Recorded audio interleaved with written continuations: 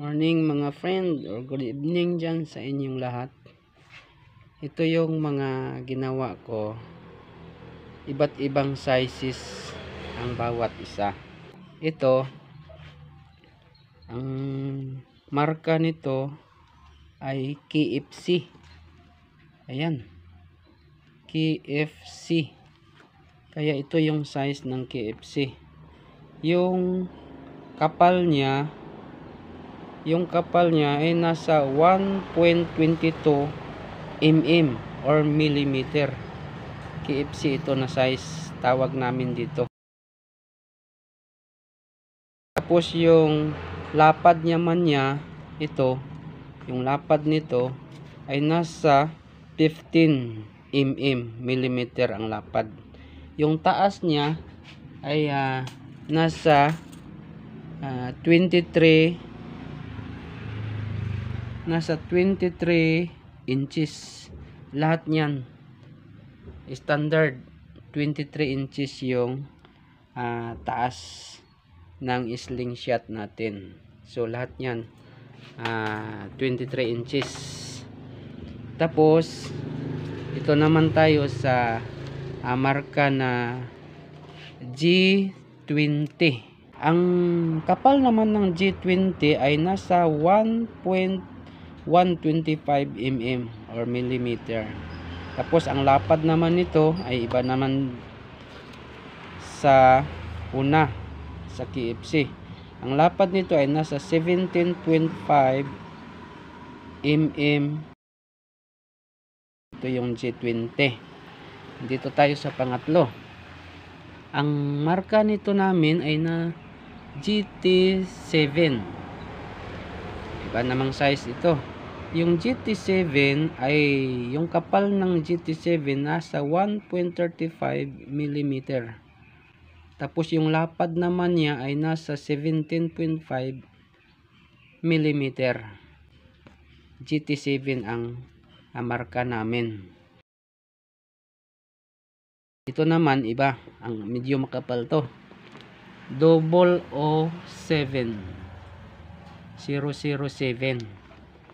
Ang kapal nito ay nasa 2.7 mm o millimeter. So medyo makapal siya. Yan, oh.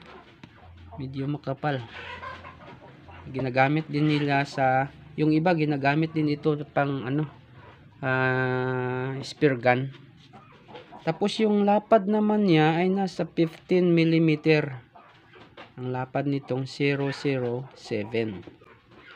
Ito naman yung isa. Ang marka namin nito ay 9TC. Yan. Yung kapal niya, 9TC ay nasa 2.25 mm. Tapos yung lapad naman niya ay 16 mm. Ito yung marka niya, 9TC. Kaya iba-iba ang sizes. Ito naman yung isa 63G. Ayan, 63G. Yung kapal niya ay nasa 1.5 mm. Tapos yung lapad niya ay 15 mm. Yan. Ito. Medyo katamtaman lang ang kapal niya. 63G yan. Tapos ito naman, tawag namin, yung marka namin sa guma ay 9O. Hindi yan 90. 9O. Yung kapal niya ay nasa 1.68 mm. Tapos yung lapad na 16 mm. Medyo makapal siya. Konti. Kaya ito kadalasan ginagamit, yung madalas binibili sa tindahan, binibili sa mga pang slingshot. Ito naman yung isa, yung marka niya ay 63. 1.22 mm yung kapal niya, tapos 15 mm ang lapad. Halos magkapare-pareha lang ang mga lapad nila, pero may mga diferensya din yung iba. Ito yung 90. Kanina 9O. Ito yung 90. Nasa 2 mm o 2 mm ang lapad. Tapos ang kapal pala 2 mm yung kapal, tapos 16 mm yung lapad niya. Ito 90. Ito yung marka niya. Ayan. Tapos ito naman yung isa ay M96. Yung kapal niya nasa 1.68 mm, tapos 16 mm yung lapad. Ito. M96 yan. Ang marka namin. Ito yung ini-slice ko ngayon. M96 yan.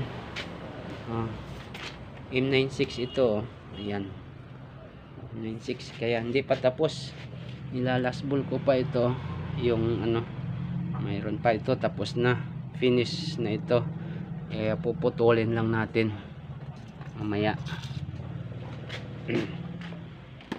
Tapos ito naman yung isa, ang marka namin sa guma 5.0. Yung nipis niya ay 0.8 mm, so medyo manipis. Tapos yung kapal niya 0.8 mm, tapos yung lapad niya ay 8.7 mm. Ito yan halos pang panali, ginagawa naming panali ito. Hindi siya malapad kasi yan maliliit. Tapos lahat yan, ang taas nito ay nasa 23 inches. Mayroon din kaming long, yung taas niya, yung gaya nito, gaya niyan, long yan. Hindi namin ito pinuputol dito, ibig sabihin yan long. Tapos yan naman yung panali, yung mga maliliit panali sa slingshot. Ang lasto ang tawag dito. Ito lasto. Tapos lalasbulin namin yung ito. Kaya panali, mga maliliit yan.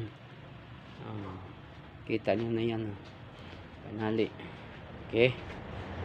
Tapos yung black, ipapakita ko na naman sa inyo sa susunod na video.